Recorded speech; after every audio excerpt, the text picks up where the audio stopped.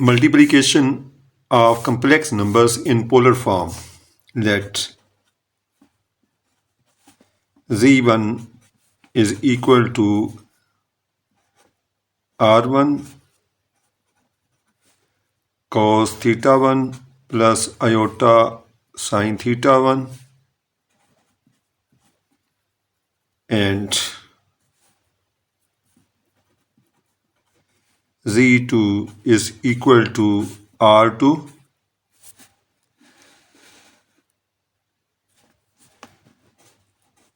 cos theta 2 plus iota sin theta 2. Now z1 into z2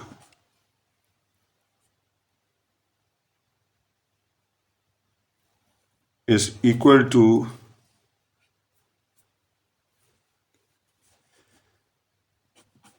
r1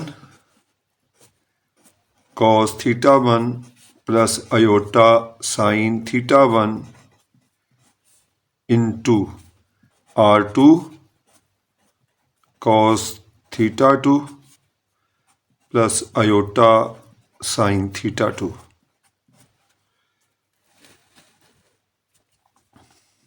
This is equal to r1 into r2.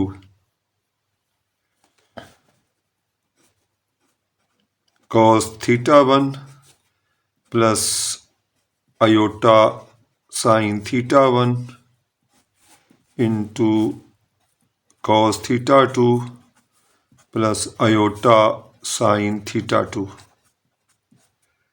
is equal to r1 into r2.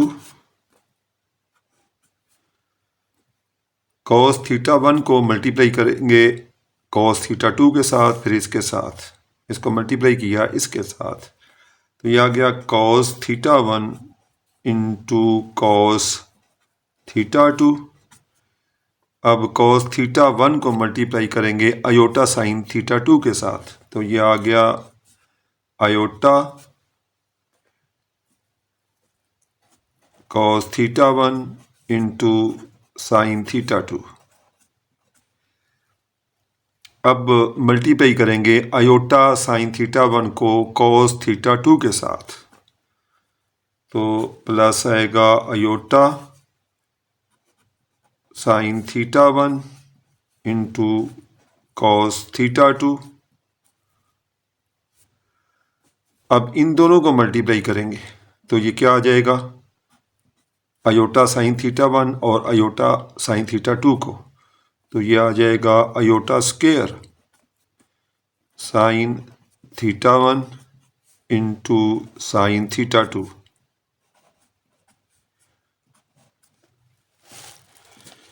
This is equal to r1 into r2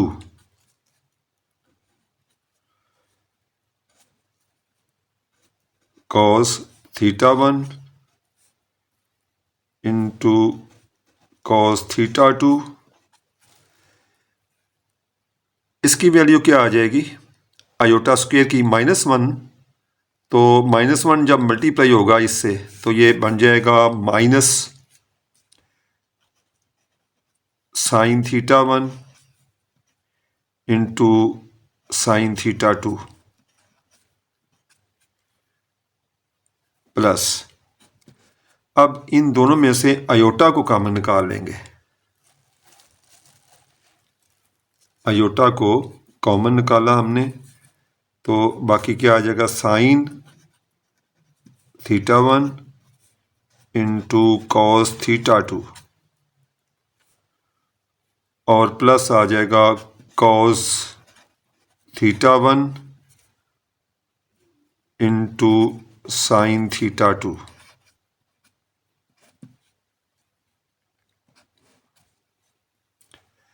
This is equal to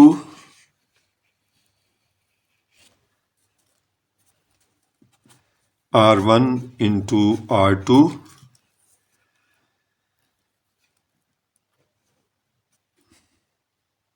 अब अगर theta 1 को हम कहें alpha, ठीक है, theta 2 को beta कहें, तो ये आ जाएगा cos alpha cos beta minus sine alpha sine beta.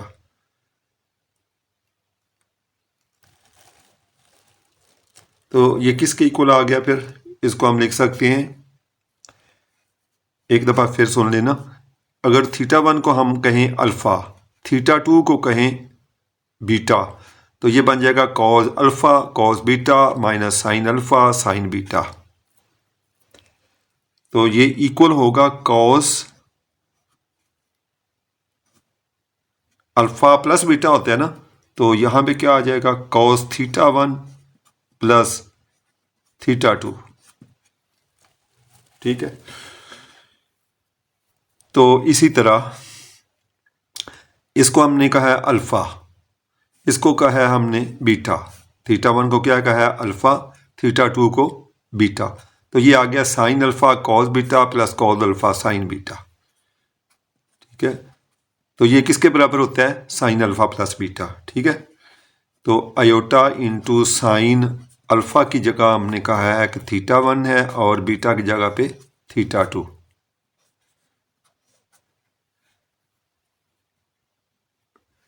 जो फार्मूले हमने यहाँ पे यूज़ किए हैं ना, वो हम यहाँ पे लिख लेते हैं,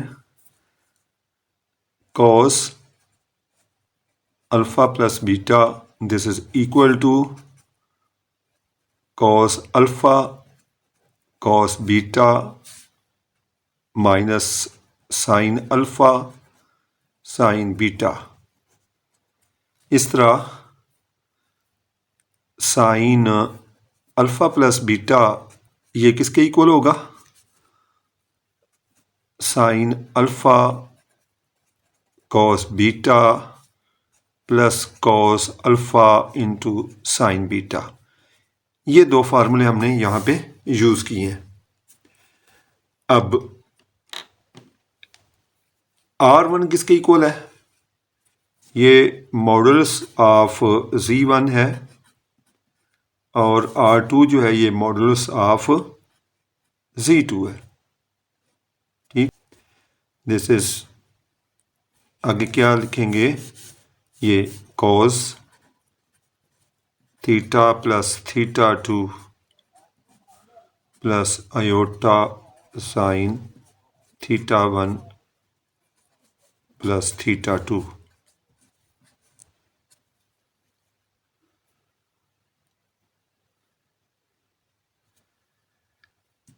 तो अब यहां से हमें पता चलता है कि argument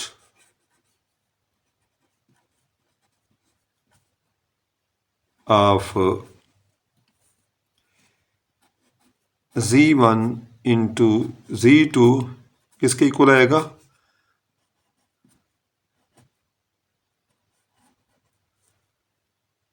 argument of Z1 plus argument of Z2, ठीक है। ये फार्मूले जो है ना, ये दोनों आपने याद रखने हैं, ये वाला भी ज़हन में रखनी है, ठीक है, और ये वाला भी।